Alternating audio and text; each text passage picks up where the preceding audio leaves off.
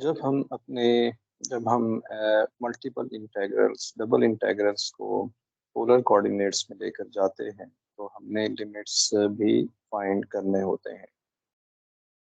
मिसाल के तौर पे हमारे पास कार्टेशियन कोऑर्डिनेट में कुछ ऐसा रीजन हमें गिवन है। इस रीजन में क्या हो रहा है कि हमारे पास y is equal to under root two हमें गिवन है, y is equal to two हमें गिवन है, और सर्कल का एक क्वेश्चन हमें गिवन है जो कि है ये सर्कल की इक्वेशन बन रही है। ये कंप्लीट बेसिकली ऐसे बन रही होगी, लेकिन हम उसमें इंटरेस्टेड नहीं हैं। और इसके अलावा सर्कल जब y इंटरसेप्ट कर रहा है तो वो हमें 2 मिल रहा है, और इसी तरह से y is equal to under root two जब हम y इंटरसेप्ट है तो ये हमारे पास इक्वेशन मिल रही है। या ये क्योंकि हॉरिजॉन्टल लाइन है तो हॉरिजॉन्टल लाइन ये यहाँ y एक्सिस से अंडर रूट टू से क्रॉस कर रही है, और ये एक इंटरसेप्ट है। एक सर्कल है x square plus y square is equal to 4 और y is equal to under root two, ये एक जगह पे जाके मिल रहे हैं जो कि ये हमारे पास जगह है under root two comma under root two. हमने क्या करना है कि इस प्रॉब्लम को पोलर कोऑर्डिनेट में लेकर जाना है। इसमें हमने इसको पोलर कोऑर्डिनेट में इसको लेकर जाना है क्योंकि हम पोलर इंटीग्रल सॉल्व करना चाह रहे हैं। हम क्या करते हैं कि इसको हम कॉपी कर लेंगे और यहाँ पर हम इसको पेस्ट कर देते हैं। हम सीखेंगे कि ये हमारे पास पोलर कोऑर्डिनेट में कैसे प्रॉब्लम जाएगा। तो हमें पता है कि x square plus y square ये आर स्क्वायर के इक्वल हो। तो यहाँ से ये हमारे पास सर्कल की इक्वेशन ये आ जाएगी r square is equal to 4, और क्योंकि आर पॉजिटिव है तो आर हमारे पास 2 आ जाएगा। इसी तरह से जो y is equal to under root two है, यानी कि ये जो हमारे पास है, हमें पता है कि y is equal to r sine theta है हमारे पास। तो यहाँ से जब आप पुट करेंगे r sine theta is equal to under root two, तो आर हमारे पास आ जाएगा 1 ओवर साइन थीटा जो कि है cosecant theta under root two. तो यहाँ से ये जो इक्वेशन है ये चली जाएगी r is equal to cosecant theta under root two. तो हमने कार्टेशियन में एक प्रॉब्लम था, वो रीजन हमें गिवन था, उसको हमने पोलर कोऑर्डिनेट में लेकर चले गए हैं। अब कैसे हम लिमिट्स कैसे फाइंड करते हैं? स्टेप ऐसे ही हैं जैसे कि कार्टेशियन कोऑर्डिनेट्स के लिए थे, यानी एक्स वाई के लिए थे। स्टेप 1 में आपको रीजन प्लॉट करना होगा। अगर क्वेश्चन में आपको रीजन अलग से गिवन है, कोई सर्कल गिवन है, जैसे वाई गिवन है या दो कर्व गिवन है, तो सबसे पहले आपने स्केच करना होगा। मैंने आपके सामने ये प्रॉब्लम पहले से स्केच किया हुआ था। एग्जाम में या आप फ्यूचर में जो भी प्रॉब्लम करेंगे वहाँ पर ये स्केच आपको नहीं गिवन होगा, आपको इक्वेशंस गिवन होंगे। तो पहला आपका स्टेप ये होगा कि आपने स्केच करना होगा प्रॉब्लम को। दूसरा स्टेप 2 ये होगा कि हमने जब स्केच कर लिया कार्टेशियन कोऑर्डिनेट में, तो अब आपने फैसला करना है कि क्या हम पोलर कोऑर्डिनेट में इसको सॉल्व करना चाहते हैं या कार्टेशियन में ही सॉल्व करना चाहते हैं। पोलर कोऑर्डिनेट में तब आप सॉल्व करेंगे जब कार्टेशियन में डबल इंटीग्रल सॉल्व करना मुश्किल हो जाता है। तो हम सीखते हैं कि कैसे पोलर कोऑर्डिनेट में आप लिमिट फाइंड करेंगे। स्टेप 2 में आपने लिमिट फाइंड करनी है। Find r limits of integration, r limits of integration.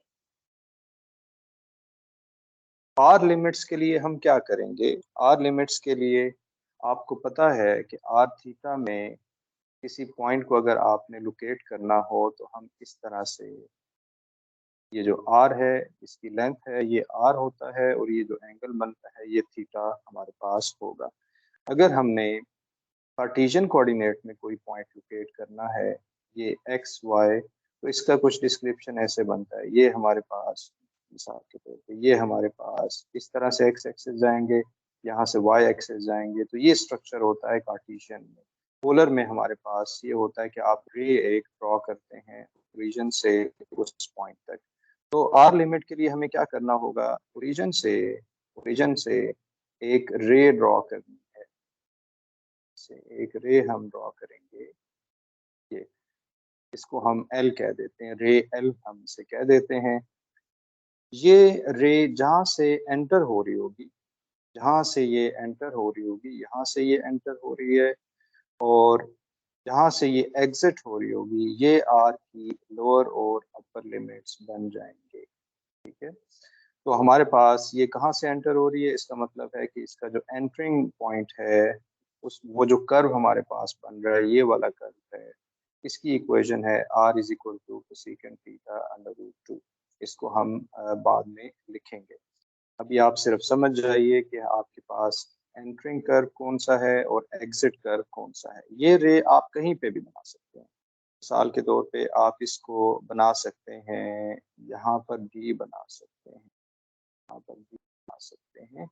यहाँ से भी एंट्रेंस कर्व है और एग्जिट कर्व हमारे पास है, और ये रे हमारे पास एल हो जाएगी। तो ये आप देख रहे हैं कि एक ही कर्व से ये दोनों रे एंटर हो रहे हैं, और एक ही कर्व से ये एग्जिट हो रहे हैं। इस तरह की आप कई रे बनाते हैं, तो हमारे पास आर लिमिट्स यहाँ से हमें मिल रहे होंगे। अब थर्ड स्टेप ये है, स्टेप नंबर 3। स्टेप 3 ये है कि हमने find theta limits of integration, theta limits find करने हैं। अब आपने इस रीजन का जो सबसे मिनिमम पॉइंट है, वहां से एक रे को पास कराना है। इसका जो मिनिमम पॉइंट आप कह लें, हम उस सेंस में इसे देख रहे हैं कि जो इस रीजन का राइट कॉर्नर आप कह लें, ये हमारे पास ये वाला पॉइंट है, यहाँ से रीजन के दो हिस्से हो रहे हैं। हमने क्या करना होगा कि यहाँ से एक रे ड्रॉ करनी, ये रे हम ड्रॉ करेंगे इस तरह से। ये रे वही वाली है, ये सबसे कम पॉइंट से ये पास करेगी। जो एंगल ये बन रहा होगा, ये इस थीटा की लोअर लिमिट हो जाएगी। यहाँ पर ये क्या लिमिट बनेगी, मिसाल के तौर पे यहाँ पर ये बनेगा π/4। π/4 कैसे बनेगा, आपको पता है कि थीटा हमेशा टेंजेंट से निकलता है, tangent inverse y over x। Tangent inverse y हमारे पास अंडर रूट 2 है, x भी हमारे पास अंडर रूट 2 है, तो यहाँ से π/4 हमें मिल जाएगा। तो इस थीटा की जो लोअर लिमिट है, आई एम सॉरी, ये हमारे रीजन की जो लोअर लिमिट है वो हमारे पास π/4 होगा। इसी तरह से ये रे अगर इसी तरह से मूव करती रहे, जैसे कि यहाँ पर आए और यहाँ पर आएंगे, और एक वक्त आएगा कि ये इस रीजन के फाइनल, जहाँ रीजन खत्म हो रहा है, वहां तक ये चला जाएगा। मुझे ये ड्रॉ करना चाहिए। ये हमारे पास बिल्कुल वाई एक्सिस के ऊपर ये रे बन रही होगी। ये जो एंगल बन रहा होगा, ये वाला एंगल, ये हमारे पास हमें पता चल रहा है कि ये π/2 है। तो इस रीजन की जो लोअर लिमिट है वो π/4 है, और जो अपर लिमिट है वो π/2 है। तो हमने आर लिमिट भी फाइंड कर ली और थीटा लिमिट भी फाइंड कर ली। हम यहाँ पर लिख लेते हैं, इसको समराइज कर लेते हैं। हमारा प्रॉब्लम ये था कि हमने रीजन जो कि एक्स वाई में गिवन था, जो कि ऐसे हमें गिवन था, और हम सीख रहे हैं कि कैसे हम इसको पोलर कोऑर्डिनेट में लिखते हैं। पोलर कोऑर्डिनेट में रीजन, यहाँ रीजन हमें गिवन है, मैंने ये नहीं ड्रॉ किया है। आर की लिमिट हमें चाहिए, या यहाँ पहले फंक्शन लिख लेते हैं आर थीटा, और हमने सीखा था कि पोलर कोऑर्डिनेट में एक आर एक्स्ट्रा आ रहा होता है। ये ऐसे कन्वर्जन नहीं होती कि डी वाई डी एक्स को आप डायरेक्टली आर और थीटा में लेकर चले जाएं, ऐसे कन्वर्जन ये नहीं होती है। आपने इसको आर डी थीटा, ये एक्स्ट्रा आर लाजमी लिखना होता है जब भी आप पोलर कोऑर्डिनेट में जाएं। अभी हम पोलर कोऑर्डिनेट की बात कर रहे हैं।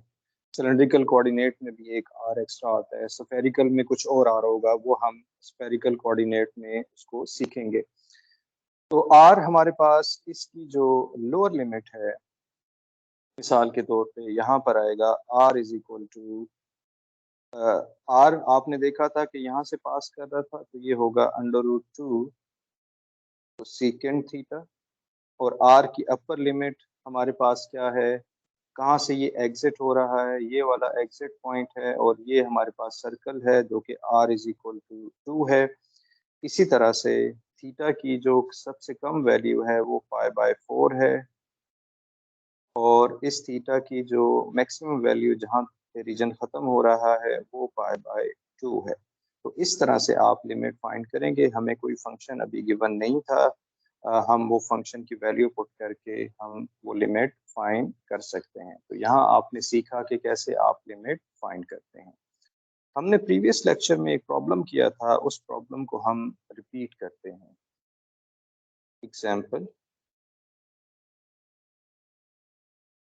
प्रॉब्लम ये था कि हमने इवेलुएट करना है, हमारे पास रीजन R है, e⁻x² plus y² dy dx। इसको एनालिटिकली सॉल्व करना मुश्किल है, और इस केस में रीजन हमें गिवन है। समझाने के लिए हमें एक रीजन गिवन है, वो रीजन कुछ इस तरह का है, -1 1, और यहाँ पर हमारे पास जो इक्वेशन ऑफ सर्कल है, इस सर्कल का सिर्फ अपर पार्ट है जिसे हम सेमी सर्कल, अपर सेमी सर्कल कहते हैं।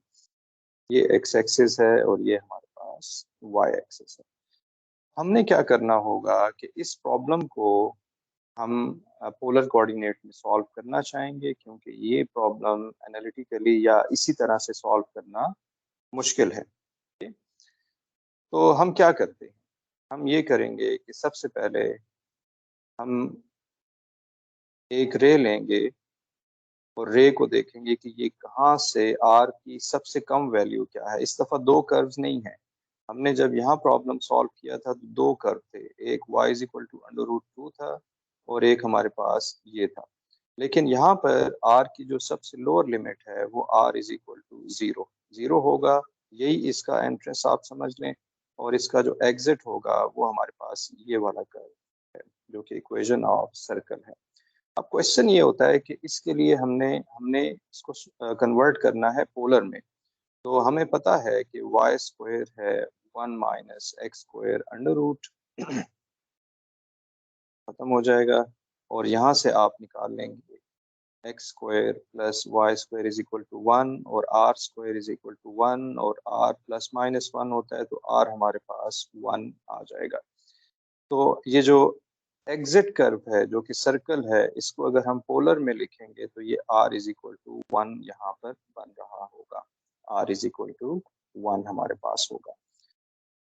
तो हम इसको कन्वर्ट कर लेते हैं, r e⁻x² plus y² dy dx, और यहाँ पर अब हमने इसकी लिमिट फाइंड करनी है। x² प्लस y² आपका जो फंक्शन है, इसको भी आपने r में लेकर जाना है, ये हो जाएगा r²।